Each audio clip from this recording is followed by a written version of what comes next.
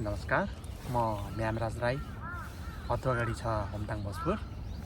यहाँहरूमा नमस्कार। म राजन घले, घर गोर्खा, धर्चे गाउँपालिका वार्ड नम्बर 6बाट। आज हामी east garden of the imperial palace चियोदाको टोकियो जापानमा छौँ हामी दुईजना। उहाँ राजन घलेजी को लघुकथा सङ्ग्रह मारुनी यहाँ मेरो हातमा छ। उहाँ विशेषतः लघुकथा लेख्नुहुन्छ। लघुकथा विधाको विकास र उन्नयनका लागि उहाँ निरन्तर लागिरहनु भएको छ। अहिले पनि लेखिराख्नुहुन्छ। त्यस लगायत अरू विधा के विधा तपाईँ लेख्नुहुन्छ, तपाईँकै मुखबाट सुन्नुहुन्छ? विशेष गरी लघुकथा हो। मनपर्ने चाहिँ साहित्यको जुनै क्षेत्र पनि हो। अहिले लघुकथा सँगसँगै अलिकति लेखिरहेको चाहिँ मुक्तक र कविता। हजुर, विशेष गरी होइन? हजुर, त्यसैमा रमाइरहेको छु भनौँ। ए हजुर, हस्, धन्यवाद। आज म मेरो मित्र राजन घले ज्यूको लघुकथा सङ्ग्रह मारुनीबाट एउटा लघुकथा वाचन गर्न चाहन्छु। मैले वाचन गर्न चाहेको त्यही मारुनी लघुकथा सङ्ग्रहको शीर्षक लघुकथा अर्थात् मारुनी शीर्षकको लघुकथा म यहाँहरूमाझ म वाचन गर्न चाहन्छु। कथा अगाडि यसरी बढ्छ। मुख्यतया हरेक दसैँ तिहार लगायत अन्य पर्वमा नाच्ने मारुनी नाच यसपालि भने दसैँ तिहारले घर आँगनमा खुट्टा टेकिसक्दा पनि हाँडी गाउँ भने अन्ड्याउलमै थियो। गएको वर्षमा नाच निरन्तरता नै थियो। यसपालि भने मारुनीको मुख्य खम्बा गुरुको देहावसानले हो या आधुनिकताले छोएर अज्ञानता अविश्वास टुप्पोमा पुगेको थियो। अर्थात् केही मेलोमेसो थिएन मारुनी नाचको। नाच्ने र ननाच्ने टुङ्गो नलागेको गाउँका भद्र भलात्मी बुद्धिजीवी मारुनी समूहसित छलफलमा बसियो। छलफलमा थुप्रै तर्क वितर्कहरू चल्यो। यो पुरै गाउँको हो, हाम्रो मात्रै होइन। पोहोर सालसम्म गुरु हुनुहुन्थ्यो र हामीहरूको आँट थियो घन्टौँ समय नाच्नुपर्ने भएकाले हामीलाई यी अन्लारे युवाहरूको केही भरोसा छैन। तर मारुनीलाई सबैले साथ दिनुपर्छ, नाच्नुपर्छ, नत्र हाम्रो संस्कार संस्कृति खल्टोमा पुरिन्छ। मारुनी नाचले जिउँदै बोक्दै ल्याएका मारुनी समूहको गुनासो थियो। यसैबीच एकजना पाको उमेरका लालबहादुर जुरुक्क उठेर बोल्न थाल्यो। बाबुबाजेदेखि नाच्दै आएको हाम्रो संस्कार पहिचान हराउन र मास्न कदापि दिनु हुँदैन। अहिलेका युवा युवतीको डिस्को डान्स नै ठिक होला, तर हामी बुढापाकाहरूको लागि यही मारुनी नाच नाच्नुपर्छ।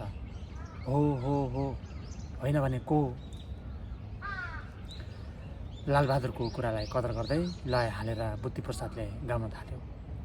हाम्रो देश संस्कार संस्कृतिमा धनी सांस्कृतिक विविधताले भरिपूर्ण छ। नेपालमा विविध जात जाति भाषा धर्म वेशभूषा परम्परा नाच गान हिमाल पहाड तराई सबै अँगालिरहेका छौँ। यो मारुनी नाच हामी पहाडी भेगको एक पहिचान हो। हाम्रो पुर्खाहरूले आर्जेको कला संस्कृतिलाई नाचेर गाएर संरक्षण गरी भावी पुस्तालाई हस्तान्तरण गर्नु छ। त्यसैले हरेक वर्ष नाचेर गाएर गाउँमा उमङ्ग दिएर जोगाउनु हो। बुद्धि प्रसादको तर्कमा सबैले पर ताली पड्काए। अन्ततः कहिले नछोडी नाचेर जोगाउने अन्तिम सारांशमा पुगे। अहिले म वाचन गरेको मारुनी लघुकथा शीर्षकको हो। यो मारुनी शीर्षकमा लेखिएको कथाको आशय मारुनी नाच भनेको एउटा हाम्रो समुदायमा निश्चित समुदायमा भनौँ न नेपालको पूर्वदेखि पश्चिमसम्मै हामी फैलिएका छौँ। जुन यो मारुनी एउटा संस्कार एउटा संस्कृतिको रूपमा एउटा सम्पत्तिको रूपमा मान्छौँ भनौँ न। अनि त्यसलाई बचाइराख्नुपर्छ। यसलाई पुस्तान्तरण गर्नको लागि पक्कै पनि एउटा खम्बाको रूपमा यहाँ जो बुद्धिप्रसाद पात्रको रूपमा आएको छ, जुन बुद्धिप्रसाद पात्रले बोलेको जस्तै गरेर निरन्तरता दिनको लागि चाहिँ कसले नेतृत्व गर्ने, जसले नेतृत्व गरे पनि एउटा यो संस्कार पुस्तान्तरण गर्नको लागि आवश्यक छ। र जुन नेतृत्व यदि गर्ने भएन भने पक्कै पनि एउटा पुस्ताको बिचमा यदि ग्याप भयो, अर्थात् त्यहाँनिर जुन बिचमा चाहिँ काँध थाप्ने पुस्ता भएन भने पक्कै पनि संस्कार चाहिँ खाल्डोमा पुगिन्छ, ताकि अर्को नव पुस्तामा हस्तान्तरण गर्न कठिनाइ हुन्छ भन्ने आशयमा लेखिएको छ यो मारुनी शीर्षकमा लघुकथा, जसको लागि राजन घलेजीलाई म धन्यवाद सँगसँगै यो यस्तो राम्रो एउटा संस्कार संस्कृतिका कुराहरू उब्किएको लघुकथा लेख्नुभएकोमा म बधाई पनि दिन चाहन्छु। र आगामी दिनमा पनि यस्ता कथाहरू जुन एउटा संस्कार संस्कृति प्रति एउटा चिन्ता व्यक्त गरेका लघुकथाहरू निरन्तरताका साथ लेख्दै गर्नुहोला, म शुभकामना पनि दिन चाहन्छु। आज हामीले विशेषतः यो मारुनी लघुकथा सङ्ग्रहको थोरैभन्दा थोरै चर्चा गर्ने क्रममा उहाँका लघुकथाहरू जम्मा 36वटा छन्। मोक्सी शीर्षकको लघुकथा यसरी सुरु गर्न चाहन्छु। हिजो त्यो डङ्गिनी यतातिर मुन्डेकी थिए, लाउन नि मेरो त घाटै घाटा, सर्वनाशै भयो नि। बेलुका त्यति धेरै हरियो घाँस हालेर छुटेको, तल्लो घरकी माइली माथिल्लो घरसम्म सुन्ने गरी चिच्याइन्। माइली चिच्याएको सुनेपछि माथिल्लो घरकी बुहारी आई सोधिन्, होइन यहाँ के भएको हो? पुरै टोलै थर्किने गरी चिच्याउँदै कराउनु भयो त हजुर त।